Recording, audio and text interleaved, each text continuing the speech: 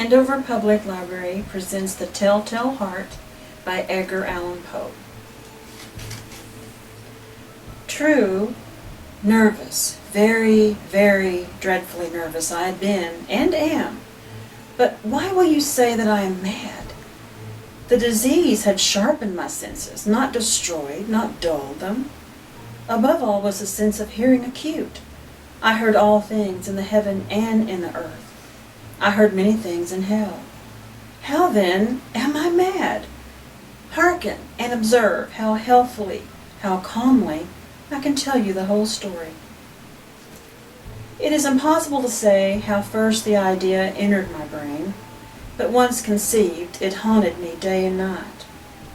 Object, there was none. Passion, there was none. For I loved the old man. He had never wronged me. He had never given me insult. For his gold I had no desire. I think it was his eye. Yes, it was this. One of his eyes resembled that of a vulture, a pale blue eye with a film over it. Whenever it fell upon me, my blood ran cold.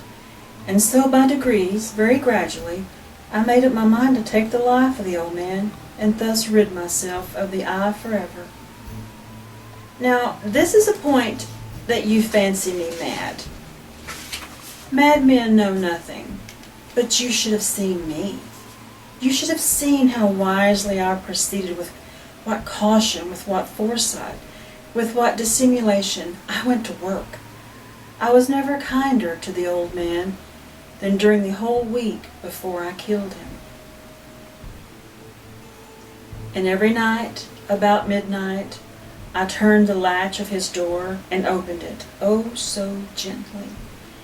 And then, when I made an opening sufficient for my head, I put in a dark lantern, all closed, so that no light shone out. And then I thrust in my head. Oh, you would have laughed to see how cunningly I thrust it in. I moved it very slowly, so that I might not disturb the old man's sleep. It took me an hour to place my whole head within the opening so far that I could see him as he lay upon his bed. Would a madman have been so wise as this? And then, when my head was well in the room, I undid the lantern cautiously, oh so cautiously, for the hinges creaked. I undid it just so that a single thin ray fell upon the vulture eye. And this I did for 7 long nights, every night just at midnight. But I found the eye always closed, and so it was impossible to do the work, for it was not the old man who vexed me, but his evil eye. And every morning, when the day broke, I went boldly into the chamber and spoke courageously to him, calling him by name in a hearty tone and inquiring how he had passed the night. So you see, he would have had to been, he was a very profound old man indeed, to suspect that every night, just at 12, I looked in upon him as he slept. Upon the 8th night, I was more than usually cautious in opening the door. A watch's minute hand moves more quickly than mine did. Never before that night had I felt the extent of my own powers, of my sagacity.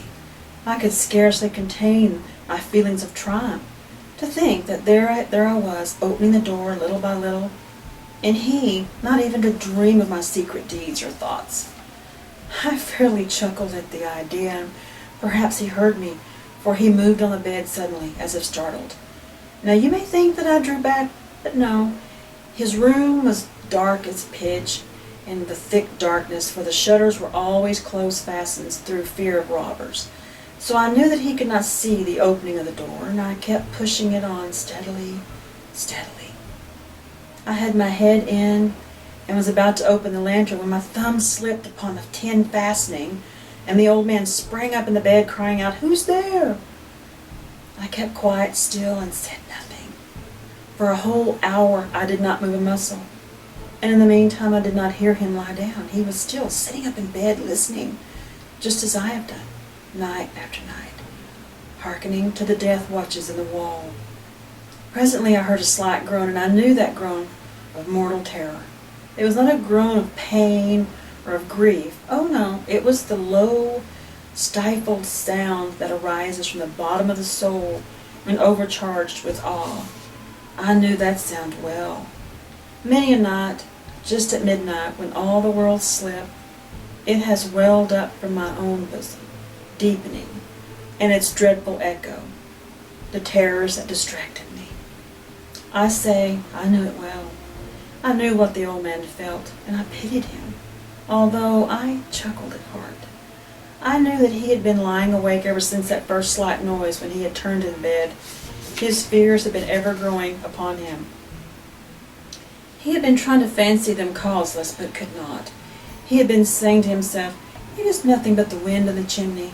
It's only a mouse crossing the floor, or it's merely a cricket which made a single chirp."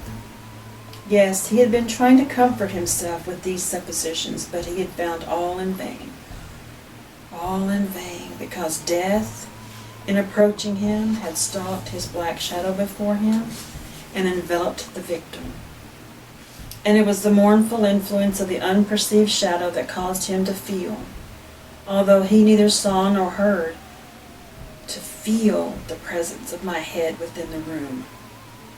When I had waited a long time, very patiently, without hearing him lie down, I resolved to open a very little crevice in the lantern. So I opened it. You cannot imagine how stealthily until the length of a single dim ray, like the thread of a spider, shot from out the crevice and fell full upon the vulture eye. It was open, wide open, and I grew furious as I gazed upon it. I saw it with perfect distinctness, all dull blue, with a hideous veil over it that chilled the very marrow of my bones. But I could not see nothing else of the old man's face or person, for I had directed the ray, as if by instinct, precisely upon the damned spot.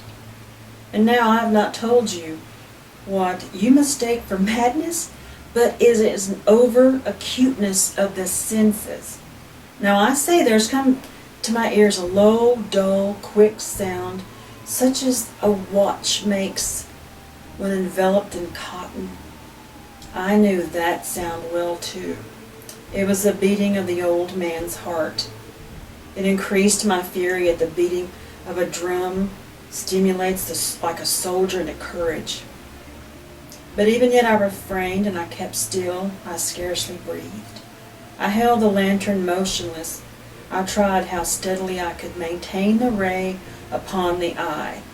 Meantime, the hellish tattoo of the heart increased. It grew quicker and quicker and louder every instant.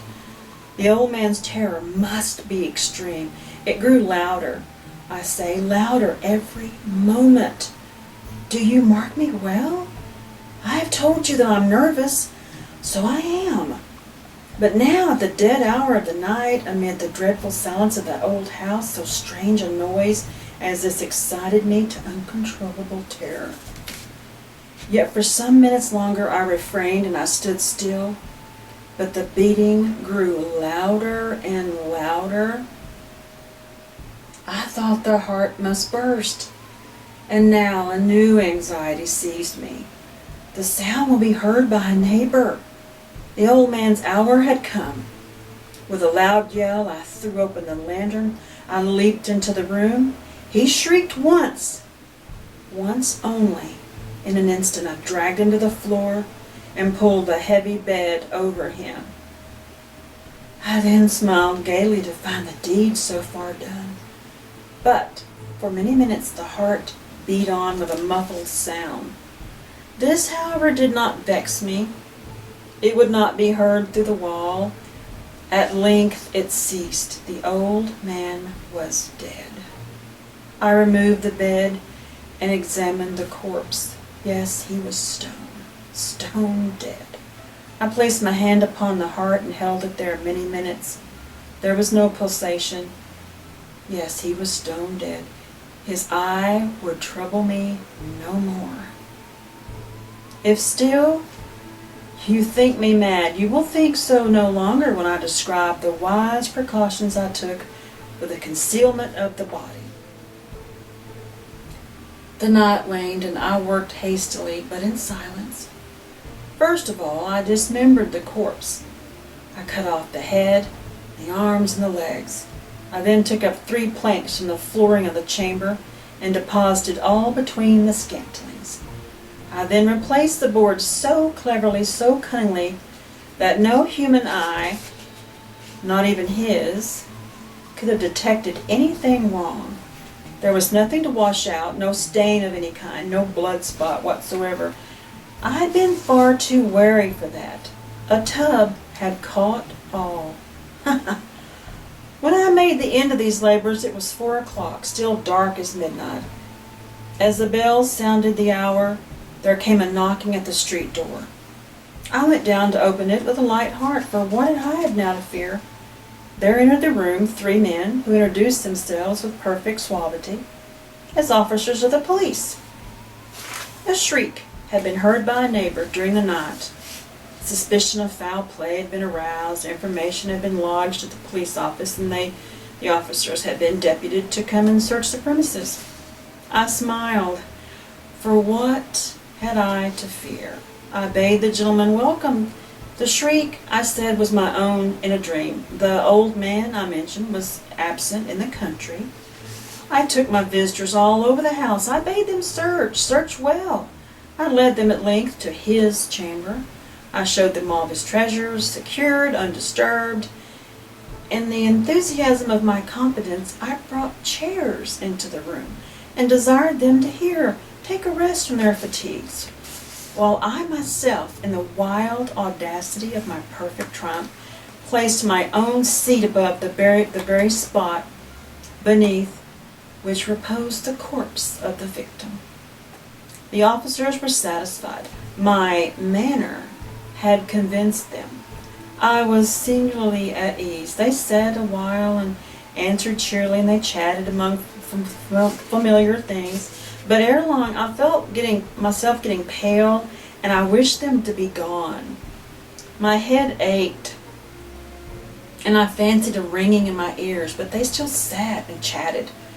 The ringing became more distinct. It continued and became more distinct. I talked more freely to get rid of the feelings, but it continued and gained definiteness until at length I found that the noise was not within my ears.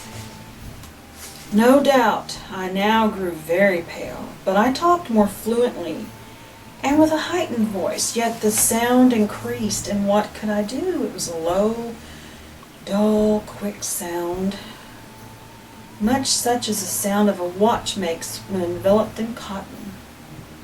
I gasped for breath, and yet the officers heard it not. I talked more quickly, more vehemently, but the noise steadily increased. I arose and argued about trifles in a high key with violent gesticulations, but the noise steadily increased. Why would they not be gone? I paced the floor to and fro with heavy strides, as if excited to fury by the observation of the men, but the noise steadily increased. Oh God, what could I do? I foamed, I raved, I swore. I swung the chair upon which I had been sitting and grated it against the boards, but the noise arose over all and continually increased. It grew louder and louder and louder, and still the men chatted pleasantly and they smiled. Was it possible they heard not? Almighty God, no. They heard, they suspected, they knew. They were making a mockery of my horror. This I thought, and this I think. But anything was better than this agony. Anything was more tolerable than this derision. I could not bear those hypocritical smiles any longer. I felt I must scream or die. And now, again, hark! Louder, louder, louder! Villains! I shrieked. Dissemble no more. I admit the deed. Tear up the planks. Here, here. It is the beating of this hideous